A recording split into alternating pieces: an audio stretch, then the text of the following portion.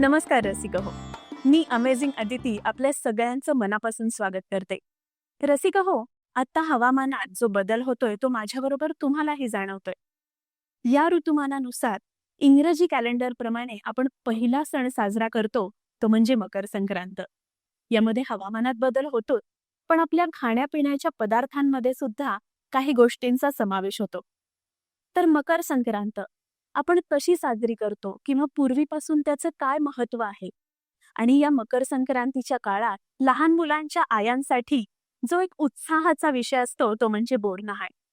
तर मकर संक्रांत आणि बोरन्हाण या विषयावर आपल्याशी गप्पा मारायला आज आपल्या सोबत आहेत डॉक्टर ज्योत्स्नाताई कोल्हटकर. डॉक्टर ज्योत्स्नाताई कोल्हटकर म्हणजे साताऱ्यातलं साहित्य आणि वाचन चळवळीतलं एक महत्वाचं नाव. ज्योत्स्नाताईंनी शांताबाई शेळके यांच्या साहित्यावर अभ्यास करून डॉक्टरेट ही पदवी मिळवली. गेली अनेक वर्ष त्या नगर वाचनालयाचं कार्यवाह पद सांभाळतात. त्यांनी अनेक पुस्तकांचे अनुवादही केलेले आहेत. त्यांनी वाचन संस्कृती रुजवणारे विविध उपक्रमही सुरू केले. त्यासाठी त्यांना महाराष्ट्र शासनाचा S.R. रंगनाथन हा सर्वोत्कृष्ट ग्रंथालय कार्यकर्ता हा पुरस्कार मिळाला. सध्या त्या श्री रामदास स्वामी संस्थान सज्जनगड याच्या विश्वस्त म्हणून काम पाहत आहेत.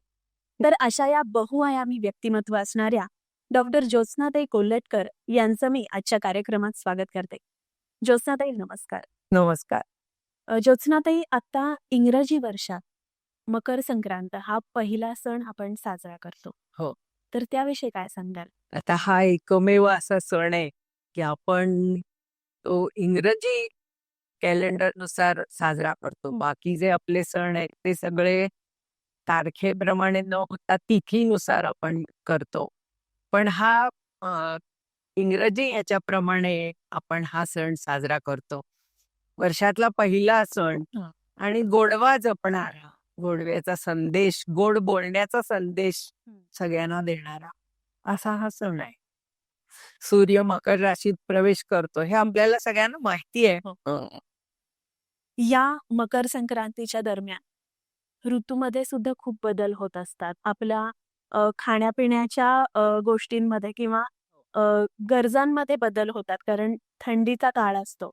तर मकर संक्रांत आणि खाण्यापिण्याचे पदार्थ याविषयी थोडं सांगा. काय ह्या वेळेला ऋतुमान बदलत असतं, थोडं थंडी असते आणि त्यामुळे आपल्या आहारामध्ये तीळ आणि गूळ हे उष्ण पदार्थ येणं आवश्यक असतं.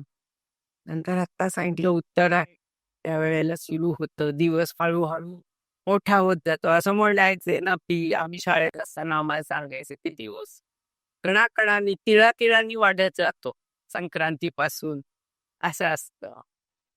ज्योत्स्नाताई, मकर संक्रांतीच्या या काळात लहान बाळांच्या आयांची एक वेगळीच लगबग चालू असते, ती म्हणजे बोरन्हाण करायला. हो. काय आहे हे बोरन्हाण? आत्ताच्या जगात ही परंपरा माहित नाहीये काही काही लोकांना. त्यांना तुम्ही कशी सांगाल? आता हे बोरन्हाण म्हणजे आपल्या घरातल्या छोट्या बाळाला बोराचं न्हाण घालायचं, आंघोळ घालायची त्याला. मग चुरमुरे, त्याच्यामध्ये बोर, उसाचे तुकडे, शेंगा, हलवा असे सगळं चुरमुऱ्यामध्ये घालायचं आणि त्यांनी त्या बाळाला आंघोळ घालायची. जोडीला आपल्या माहितीतली छोटी मुलं बोलवायची, त्या मुलांनी भोवती बसायचं आणि बाळाला त्या चुरमुऱ्याची आंघोळ घालायची. मग बाकीची मुलं ते वेचतात आणि एक आनंद सगळीकडे होतात, जल्लोष करतात मुलं त्याच्या. आपण गेट टुगेदर टाईप म्हणून. बरोबर. आणि आईची हौस. आईचे हौस. बोरन्हाण मुलाला काळे कपडे घालायचे, हलव्याचे दागिने घालायचे, सजवायचं त्याला. हे साधारणतः बोरन्हाण मकर संक्रांतीपासून रथसप्तमीपर्यंत. रथसप्तमीपर्यंत. हो हो, त्या काळामध्ये. आणि साधारण 5व्या वर्षापर्यंत हे करतात. मुलाचं मुलगा मुलगी कोणी, तर त्याच्यासाठी हा मुलांसाठी खरं म्हणजे एक आनंदाचा सोहळा आहे. आणि असं म्हटलं जातं की ह्याच्यामुळे रोगप्रतिकार शक्ती वाढते बर. आणि हा ऋतूतला बदल होत असतो, आजारपणापासून संरक्षण होतं असं मानलं जातं. आणि म्हणून हे बोरन्हाण करायची पद्धत आहे. पण आता पूर्वीचं बोरन्हाण आणि आत्ताच्या जगातलं बोरन्हाण हो. काय काय बदल झाले काळानुरूप? आता काय आहे, पूर्वी चुरमुऱ्यामध्ये शेंगा, हं. हरभरे, बोरं, उसाचे तुकडे असं घालायचे. आता त्याच्यात हल्लीच्या काळामध्ये गोळ्या, बिस्किटं, चॉकलेटं, रेवड्या म्हणजे मुलांना जे आवडतं ते प्रामुख्यानं त्याच्यामध्ये घातलं जातं आणि त्याचं बोरन्हाण मुलांना घालायचं. या बोरन्हाण साजरं करण्यामागं काही पुराणातल्या गोष्टींचे संदर्भ आहेत? हो. एक अशी आख्यायिका आहे, की कृष्णाला पहिल्यांदा बोरन्हाण घातलं होतं. बरं. तर एक संकरासूर नावाचा राक्षस होता आणि त्याची लहान मुलांवर वाईट नजर होती. बरं. आणि तो मुलांना मारायचा. तर त्याच्यापासून संरक्षण करण्यासाठी कृष्णाला त्याच्या आईनं हे असं बोरन्हाण घातलं होतं. अशी कथा आपल्याला वाचायला मिळते. बरं. हं. आणि मग त्यामुळे इतर जणांनी त्यांचं अनुकरण करून हं. आता मग ही प्रथा सुरू झाली आहे. किती छान अर्थ आहे म्हणजे बोर अधिक न्हाण. न्हाणं म्हणजे अंघोळ. त्या लहान मुलाला बोरानं घातलेली अंघोळ. आणि आज तुम्ही हे किती छान पद्धतीनं समजावून सांगितलं. ज्योत्स्नाताई, हे झालं पुराणातली गोष्ट किंवा बोरन्हाण कसं केलं जातं. हो. पण तुम्ही प्रत्यक्ष अनुभवलेत किंवा तुमच्या आठवणीतलं एखादं बोरन्हाण आम्हाला सांगा. माझ्या नातवंडांचं मी बोरन्हाण केलेलं आहे आणि माझा पहिला नातू जेव्हा छोटा होता तेव्हा आम्ही त्याला बोरन्हाण घातलं होतं. बरं. आणि तो इतका चळवळ्या होता. नवीन कपडे वगैरे घालून घेतले, पण तो ते हलव्याचे दागिने काही केल्या घालून घेईना. तो गळ्यातला हार जो त्याच्या होता तो सारखा बघत होता आणि ते हलवे काढून खाऊन बघत होता चळू. आणि मुकुट काही घालून घेईना. शेवटी अक्षरशः त्याचे हात धरून ते मुकुट घातला आणि मग फोटो काढला. मग तो मुकुट काढून ठेवला. असं ते हलव्याचे दागिने मुलाला करतात. काळे कपडे आणि हलव्याचे दागिने. ही मोठी आठवण त्याच्यातली. खूप आकर्षण. ज्योत्स्नाताई, या गप्पांच्या शेवटी मला हे विचारायला आवडेल, की आता ह्या परंपरा लोकांनी कशाप्रकारे जपल्या पाहिजेत आणि का जपल्या पाहिजेत? काय आहे, आपल्या परंपरा, रूढी ह्या अतिशय विचार करून आपल्या पूर्वजांनी निर्माण केलेल्या आहेत. त्या आपण व्यवस्थित पुढच्या पिढ्यांकडे पोचवल्या पाहिजेत.